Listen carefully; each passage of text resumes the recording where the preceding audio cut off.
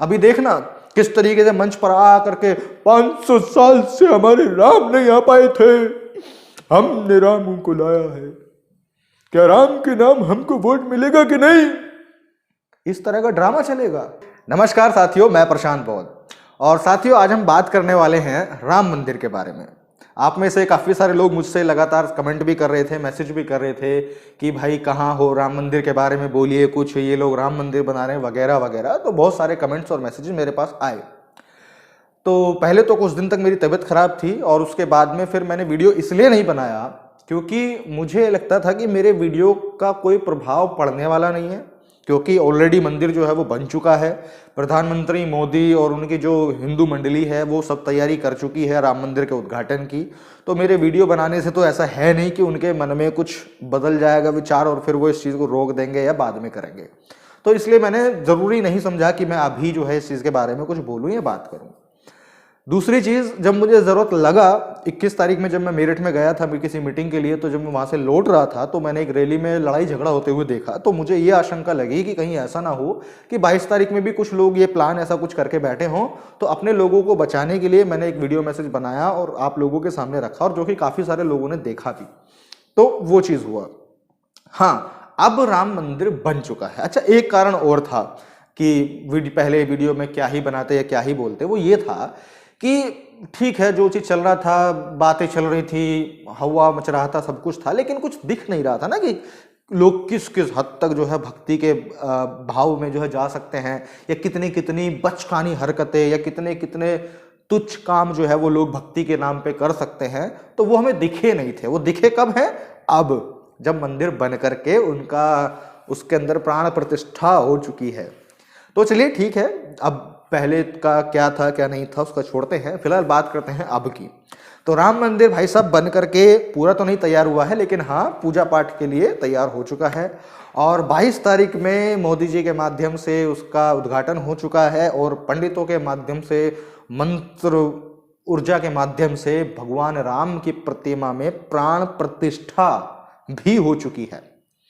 चलिए, अब जो इस मंदिर का, राम मंदिर का जो माहौल बन रहा था वो ये बन रहा था कि राम आएंगे, राम आएंगे, राम आएंगे। मोदी जी ने कहा है कि राम आ गए हैं, राम आ गए हैं। अब सबसे पहला सवाल तो यहीं से उठता है कि भाई राम कहाँ से आ गए हैं? मतलब कहीं विश्व के कोने से अलग किसी राम के प्राण को आप ला करके उस मूर्ति में डाले हो, या अब से पहले जितनी भी इस देश में भगवान राम की मूर्तियां, तस्वीरें या फोटोज जो थे उनमें भगवान राम वास नहीं करते थे? क्या उनमें भगवान राम की जो है उनके अंदर प्राण प्रतिष्ठा नहीं हो रखी थी? बड़ा सवाल है ना भाई। अगर आप कह रहे हो राम आए हैं, अब आए हैं, तो क्या पहले वाले रामों में नहीं थी? अच्छा चलो ठीक है, अब यहाँ पे राम के अंदर प्राण प्रतिष्ठा हो गई, तो क्या जो बाकी राम के मंदिर है, क्या उनमें भी राम के अंदर प्राण हैं कि नहीं है, या खाली इसी में रहेंगे? तो सबसे पहला तो यहीं पे कंफ्यूज कर देने वाला सवाल, जो कि भक्ति भाव में अक्सर लोग नहीं पूछते हैं या नहीं सोचते हैं, सबसे बड़ा सवाल ये है कि भाई अब से पहले भी तो देश भर में तमाम मंदिर थे, उसमें भी राम थे, लेकिन इसका एक अलग भगवा मचा हुआ था। तो ओके, कोई बात नहीं, वो उनकी अपनी आस्था और श्रद्धा है। अब दूसरी चीज ये है कि भाई राम मंदिर बन गया, उद्घाटन हो गया, प्राण प्रतिष्ठा हो गई, अब क्या? अब पता है क्या होगा? अब जो जो लोग भक्ति भाव में थे राम के, जितने भी लोग राम की प्राण प्रतिष्ठा को लेकर बहुत उत्सुक थे, राम मंदिर के उद्घाटन को लेकर के बहुत उत्सुक थे, भक्ति भाव में थे, ना जाने भक्ति भाव में क्या क्या कर रहे थे, अब वही लोग मंदिर में जाएंगे, वहां जाकर हे प्रभु राम, मेरे बच्चे की नौकरी लगवा दीजिए, मैं आपको 5100 रुपये चढ़ाऊंगी। हे प्रभु राम, मेरे बच्चे की तबीयत खराब है, मेरे बच्चे की तबीयत ठीक कर दीजिए, मैं आपको 11,000 का प्रसाद चढ़ाऊंगी। हे प्रभु राम, हमारे घर में ये समस्याएं हैं, हमारे लड़ाई झगड़े होते हैं, हम कानूनी दाव पेच में नहीं फंसना चाहते, हमारे घर के कलेश शांत कर दीजिए, मैं 21,000 का प्रसाद चढ़ाऊंगी। हे प्रभु राम, हे प्रभु राम। अब राम मंदिर बनने के बाद में जो राम के भक्त थे, अब वो राम के पास में वही शिकायतें लेकर के जाएंगे कि हमारे बच्चों की शिक्षा अच्छी कर दीजिए, हमारे बच्चों की नौकरी लगवा दीजिए, हमारे बच्चे का स्वास्थ्य खराब है उसका स्वास्थ्य ठीक करा दीजिए, हमारे बच्चों का फला फला ये दिक्कत है, हमारे साथ में ये दिक्कत है, इनको दूर कर दीजिए। लेकिन राम नहीं करेंगे। क्यों? क्योंकि अब से पहले भी राम मंदिर बहुत थे और तमाम भगवानों के थे, अब से पहले भी किसी के दुख दर्द दूर नहीं किए, तो अब ये वाले राम भी जो कि बहुत स्पेशल राम हैं, ये भी किसी की समस्या का निवारण नहीं करेंगे। अब इस देश में हो क्या रखा है कि देश के लोगों का दिमाग इतना संकुचित बना दिया है, इतना डर उसमें घुसा दिया है कि आदमी सवाल और समझ को उपयोग ही नहीं करना चाह रहा। मतलब जो चीजें संविधान ने अधिकार दिया है लोगों को कि अगर आप किसी एक नेता को चुनते हैं तो आप उससे सवाल कर सकते हैं, आप उससे चीजों की डिमांड कर सकते हैं, जिन चीजों का बनाने का दायित्व सरकार का है, लोग सरकार से वो चीज मांगने के बजाय भगवान राम से मांग रहे हैं। क्या लोगों ने सरकार से नहीं कहा कि भैया हमें स्वास्थ्य चाहिए तो हमारे यहाँ पे एक हॉस्पिटल बनाओ बढ़िया सा कि हमारे बच्चों को मुफ्त में इलाज मिल सके या कम पैसों में इलाज मिल सके या अच्छा इलाज मिल सके। हे मोदी सरकार, हमारे बच्चों के लिए स्कूल बनाइए, यूनिवर्सिटीज़ बनाइए, हमारे बच्चे शिक्षित होंगे तभी उनकी नौकरी लगेगी। हे मोदी जी, इस देश की कानून व्यवस्था को ठीक बने, जो कानून बनाए गए हैं वो ठीक से लागू हों, इस चीज़ पर ध्यान दीजिए, और हमारे परिवार में जो समस्याएं हैं या जो हमारे आसपास सराउंडिंग में सामाजिक जो समस्याएं हैं उनका ठीक तरीके से समाधान हो, ऐसा आप निर्देश दीजिए अपने आईएएस, आईपीएस, डीएम, एसडीएम, इन सभी अधिकारियों को। यह था मोदी जी के लिए और मोदी जी को करना चाहिए, ये उनका दायित्व भी था। लेकिन नहीं, अब लोग जो है ना, भक्त लोग जो हैं, ये मोदी जी से नहीं कहेंगे, ये कहेंगे भगवान राम से। अब मोदी जी ने क्या किया, अपने और जनता के बीच में एक मीडिएटर बना दिया राम। मोदी जी बोलेंगे मेरे पास नहीं, अरे भगवान के पास जाइए, भगवान की शरण में क्या नहीं है, क्या नहीं है भगवान की शरण में, आप जाइए तो सही, आप सर झुकाइए तो सही, आप दान चढ़ाइए तो सही, आप फला फला कर्मकांड कराइए तो सही, और फिर देखे चमत्कार। और इस देश में क्या है, चमत्कार को नमस्कार है। चलिए, ये तो हो गई एक सामान्य इन लोगों की मूर्खता वाली बात। और जो अभी देखना रिजल्ट अभी तो बना है, बनकर के अब देखना क्या क्या कैसा माहौल बनेगा। ठीक है, दूसरी चीज, अभी इस चीज को भाजपा ने पूरा टेक ओवर किया कि भैया राम मंदिर बनवाया है हमने और राम को लाए हैं हम, अब से पहले देश में नहीं थे। अच्छा, इसी चीज पर जब मीडिया में ये बहस छिड़ी या मीडिया में जो भाजपा के जो प्रचारक होते हैं जब वो गए, तो सुनिए सबसे पहले क्या कहा। एक बात कहना चाहता हूं और बहुत गर्व से कहता हूं, एकमात्र पूरी दुनिया में भारत है जो पत्थर में प्राण डालता है, वरना कहीं नहीं है भाई साहब। देख लीजिए पूरी दुनिया में, किसी आदमी में भी डाल दोगे, पूरी दुनिया में देख लीजिए।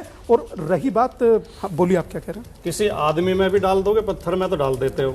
देखिए कोई सेना का सैनिक शहीद हो जाएगा सीमा पे तो आप डाल दोगे उसमें प्राण। बस मेरी सुना आप लोगों ने, किस जहालत भरे दिमाग से ये व्यक्ति टीवी पर आकर ये खड़ा होकर कह रहा है कि सोचिए कितने भाग्यशाली बात है, कितने गर्व की बात है कि पूरे विश्व में हमारा भारत एक ऐसा एकमात्र देश है जो कि पत्थर में प्राण प्रतिष्ठा कर देता है, पत्थर में प्राण डाल देता है। ठीक है, मान लिया, हम गधे हैं, हमने मान लिया कि हाँ भारत इतना जो है बहुत गौरवशाली है। भारत के अंदर जो ब्राह्मण हैं, जो कि शास्त्र विद्या जानते हैं, जो कि मंत्र मुग्ध हैं, उनके मंत्रों में इतनी शक्ति है कि वो पत्थर के अंदर भी प्राण डाल देते हैं। ठीक है जी, मान लिया हमने, हम गधे, हमने मान लिया। लेकिन जब उसी पंडित का ससुरा चाचा मरता है, बुआ मरती है, बेटा भतीजा मरता है, तब वो पंडित सारा अपने मंत्र मुक्त से उनके अंदर क्यों नहीं प्राण डाल पाता? भाई, इस देश में कितनी बार युद्ध के दौरान जो है हमारे जवान शहीद हुए हैं, फौजी शहीद हुए हैं, क्यों नहीं उन पंडितों को बुला करके उस शरीर में वो प्राण प्रतिष्ठा करते हैं? वो क्यों नहीं प्राण डाल पाते? मतलब कि ये समझिए कि जो एक सामान्य बुद्धि से व्यक्ति सोच सकता है वो तो ये करेंगे नहीं, लेकिन जिस चीज का कोई प्रमाण नहीं, जिस चीज का कोई लेना नहीं, देना नहीं, होना नहीं, करना नहीं, उस चीज को बोले हाँ ये हम कर सकते हैं। करके होगा क्या? नहीं होगा कि नहीं होगा वो हमें नहीं पता, लेकिन हाँ हम प्राण डाल देंगे।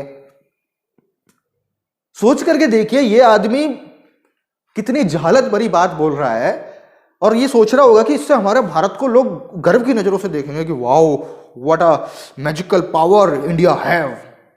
अरे गधा बोलेंगे भाई, मूर्ख, जाहिल, अनपढ़ बोलेंगे, और फिर बोलेंगे कि इसीलिए साला आज तक जो है ना इंडिया डेवलपिंग कंट्री है, डेवलप्ड नहीं बन पाया।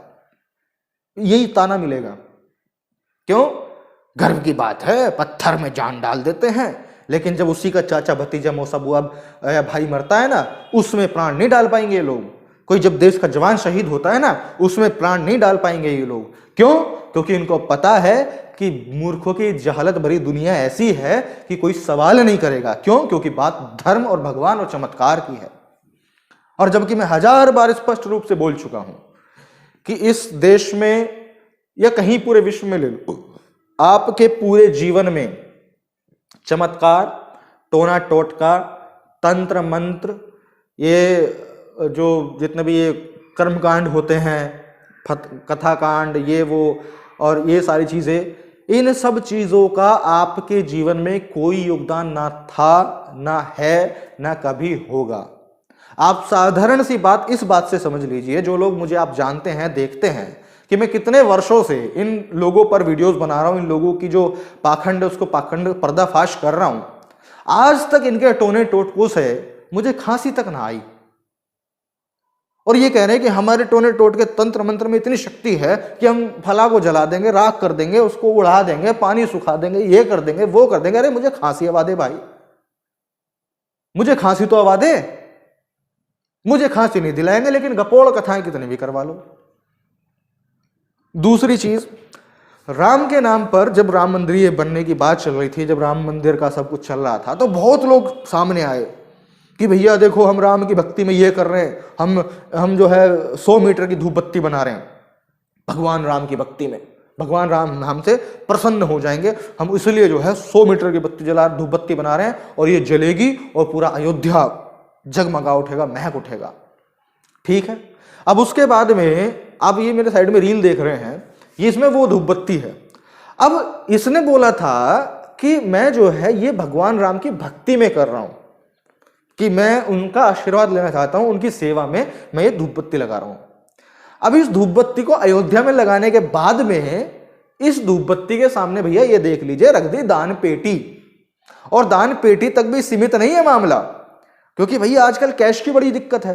तो भाई साहब ने ऊपर यूपीआई कोड डाल दिया, बार कोड लगा दिया कि भाई आप ऑनलाइन पेमेंट की सुविधा भी यहां पर उपलब्ध है। अब सोचिए उस व्यक्ति ने कितना बढ़िया दिमाग से बिजनेस खेला कि भक्ति भाव के नाम पे एक धूप बत्ती बना दिया, उसमें कुछ इन्वेस्ट कर दिया। अब इन्वेस्ट करने के बाद में अब वहां पर दान पेटी लगा दिया। अब भाई साहब मजाल ही नहीं है कि उसको इस बिजनेस में लॉस हो जाए। क्यों? क्योंकि बात यहां पर भक्ति की है, बात यहां आस्था की है, बात यहां भगवान की है। अब कोई भी व्यक्ति जाएगा वहां जाकर के उस धूप बत्ती की सुगंध को सूंघेगा और वो दान नहीं डालेगा, हो ही नहीं सकता।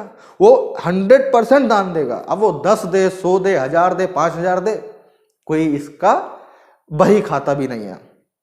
ठीक है जी।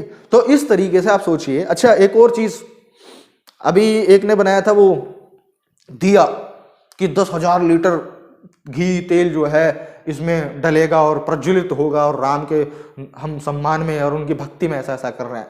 वो दिया भी जो है क्षण भर में जल करके राख हो गया, नहीं झेल पाए राम उसकी भक्ति को बेचारे की।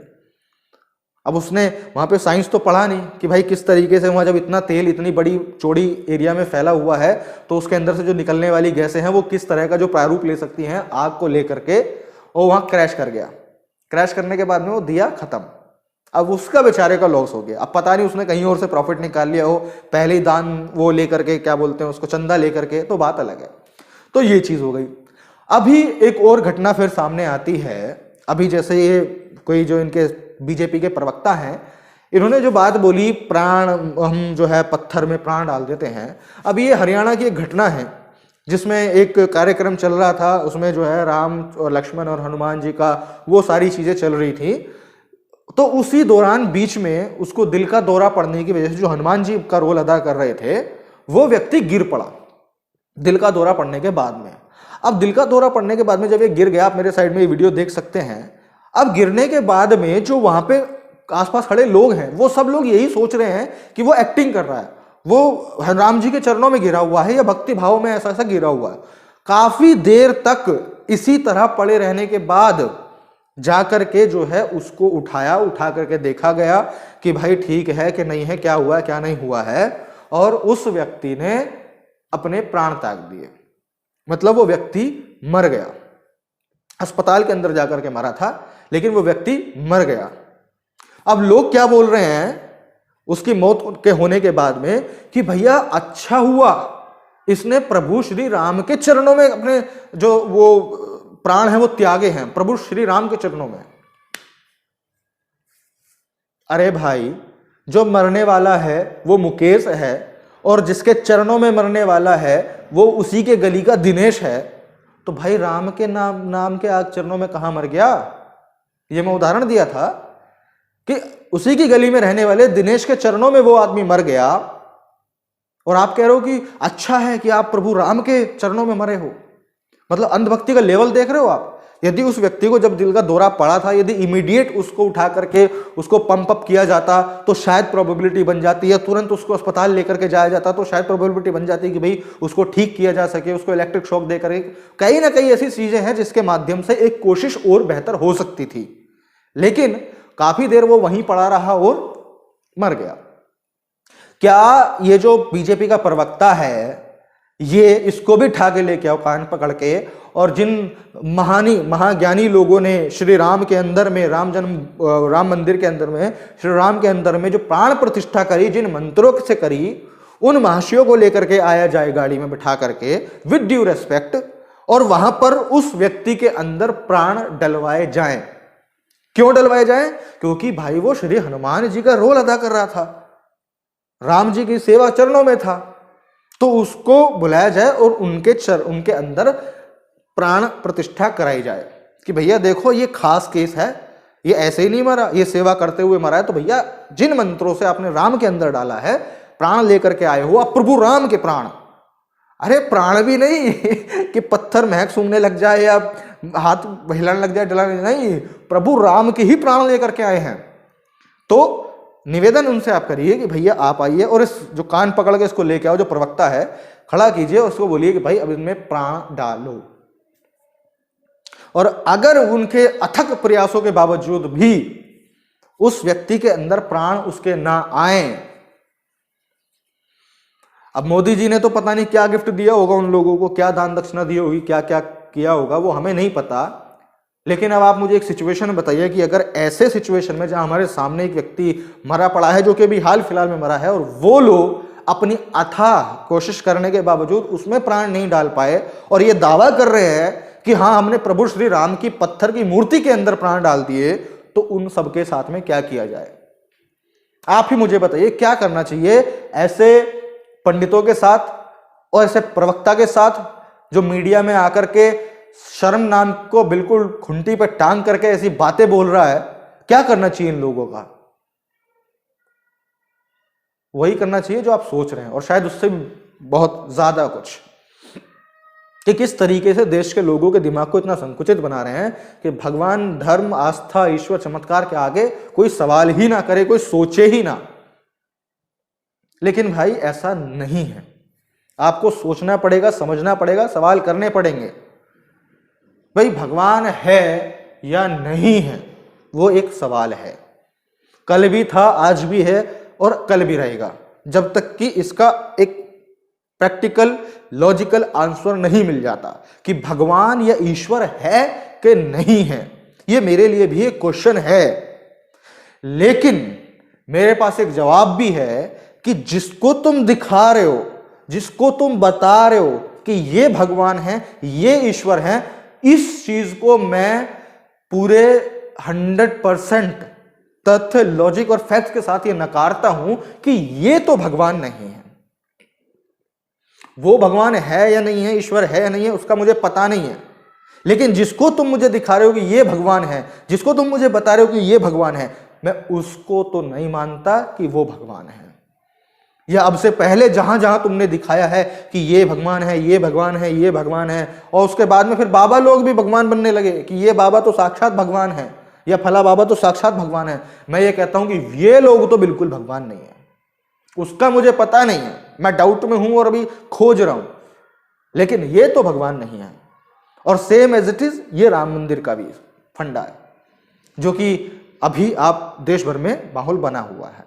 अब एक और सबसे बड़ी और महत्वपूर्ण बात, राम मंदिर बना लिया, राम मंदिर बनाने के बाद में अयोध्या के मंदिर के आसपास में जो घर थे, और ज़्यादातर घर वहाँ पर SC ST और OBC के लोगों के थे, और वहाँ मंदिर को जाने के लिए रास्ता बनाने के लिए मोदी गवर्नमेंट ने, यूपी गवर्नमेंट ने उन मकानों को तोड़ना शुरू कर दिया। कितने लोगों के पूरे पूरे घर को उजाड़ दिया, कई लोगों के आधे घर को उजाड़ दिया, और मुआवजा जो है अभी तक लगभग 80% लोगों को मिला ही नहीं है, और जिन 20% लोगों को मुआवजा मिला है वो ना के बराबर मिला है। समझ रहे हैं आप कि किस तरीके से जो अयोध्या में रहने वाले लोग हैं उनका ही शोषण जो है वो किया जा रहा है सरकार की तरफ से। अब वो लोग रोने में लगे हुए हैं कि अरे ये कर दिया, वो कर दिया, वो लोग कोस भी रहे हैं, यार क्या कर लेंगे, राम मंदिर, राम आ रहे हैं तो राम से हमारा क्या लेना देना। उनकी तो रोजी रोटी छिन गई, उनके सर से मकान छिन गया, उनके बच्चों की सुरक्षा छिन गई। अब वो क्या है, जाओ जहां जाना है करो, रहो राम के भरोसे, अब राम तुम्हारा कल्याण करेंगे। अब अच्छा चलो चलो छोड़ो, मुझे आप एक बात बताओ, जो इस वीडियो को देख रहे हैं, अब प्रभु राम आए हैं, प्रभु राम में जो है प्राण प्रतिष्ठा कर दी गई है। अब क्या अयोध्या में, बाहर के छोड़ो, बाकी सब जगह पूरे देश का छोड़ दो, क्या अयोध्या में जिन लोगों के घर उजड़े हैं या कह लो कि सरकार ने उजाड़े हैं, क्या भगवान राम उनको दोबारा से एक सही सुरक्षित घर, मकान, रोजगार दिला पाएंगे या दे पाएंगे? सवाल है आपसे कि इतने बड़े प्रभु राम, जिनका इतना बड़ा मंदिर बनाया है, जिनके इतने बड़े मंदिर के बाद में उनके लिए आने के रास्ते बनाए जा रहे हैं, और जो इतने 500 साल बाद जो है आए हैं, क्या वो राम उन जो वहां पे रहने वाले दलित लोग हैं, SC ST OBC माइनॉरिटी के लोग हैं, जिनके घर छिन्न भिन्न हुए हैं, जिनके घर टूटे हैं, क्या वो उनको घर दे पाएंगे? उनका दुख कौन झेलेगा, कौन हरेगा उनका दुख?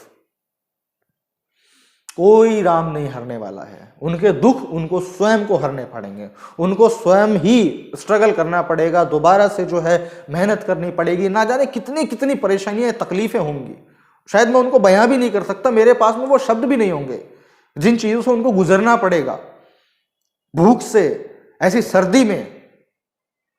लेकिन सरकार को घंटा फर्क नहीं पड़ता, ना उनको मुआवजा दिया जा रहा है, और जिनको दिया जा रहा है वो मुआवजा ना के बराबर दिया जा रहा है। मतलब एक भगवान को लाने के लिए असली इंसानों का जो है शोषण किया जा रहा है। और सिर्फ किस लिए? क्योंकि चुनाव आ रहे हैं 2024 में, 2024 में चुनाव आ रहे हैं, उसके लिए यह उद्घाटन कराया गया। अभी आपने देखा होगा सोशल मीडिया पे कि जो हिंदू धर्म के शंकराचार्य हैं 4-5, वो चारों शंकराचार्य विरोध कर रहे हैं इस उद्घाटन का, कि नहीं भाई अभी नहीं होनी चाहिए उद्घाटन, अभी नहीं होनी चाहिए प्राण प्रतिष्ठा, क्योंकि अभी प्राण प्रतिष्ठा हो गई, अब मंदिर के ऊपर जो लोग हैं वो चढ़ेंगे तो इससे तो भगवान का अपमान होगा, धर्म का अपमान होगा, शास्त्रों का अपमान होगा। मोदी ने कहा घंटा तुम करो, अरे तुम अपना चलाते रहना धर्म, आस्था, भगवान, शास्त्र, हमको यार इलेक्शन देखना है, लोगों में माहौल बनाना है। अभी देखना किस तरीके से मंच पर आ करके 500 साल से हमारे राम नहीं आ पाए थे, हमने राम को लाया है, क्या राम के नाम हमको वोट मिलेगा कि नहीं? इस तरह का ड्रामा चलेगा, देखना आप।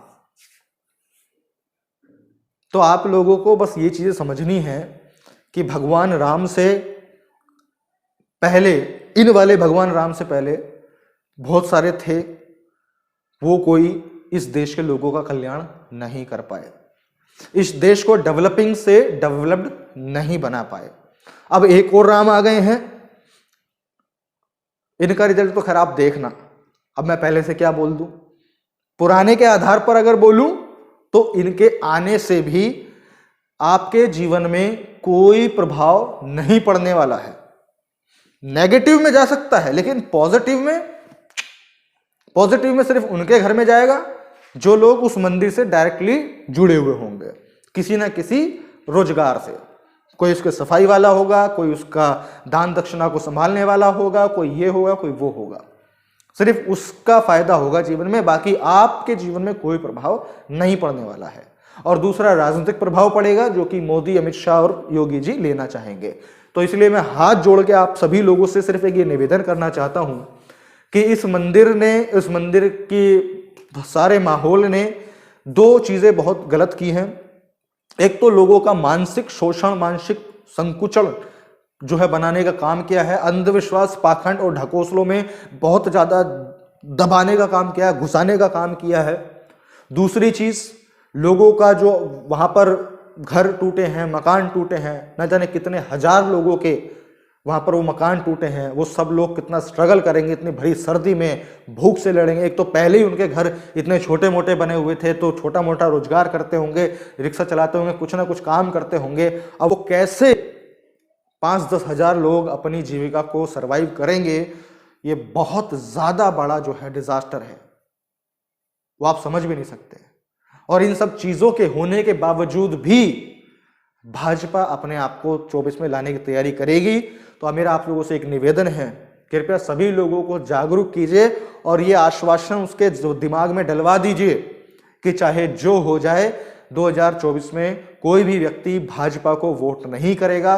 भाजपा के किसी सांसद को, विधायक को, एमपी को, एमएलए को और प्रधानमंत्री को, कोई भी हो, भाजपा को कोई भी व्यक्ति वोट नहीं करेगा। अगर भाजपा 2024 में आ गई तो कल जो है बहुत ज्यादा स्ट्रगल करने वाला होने वाला है, वो फिर सभी के लिए। और वो कैसे है वो मैं आपको अगली वीडियो में बताऊंगा एक्सप्लेन करके। तो फिलहाल के लिए इतना ही। अगर आप वीडियो को, बातों को समझे हैं तो वीडियो को जरूर शेयर कीजिएगा। मैं प्रशांत बोध मिलता हूं आपसे अगली वीडियो में, तब तक के लिए बहुत बहुत शुक्रिया, धन्यवाद।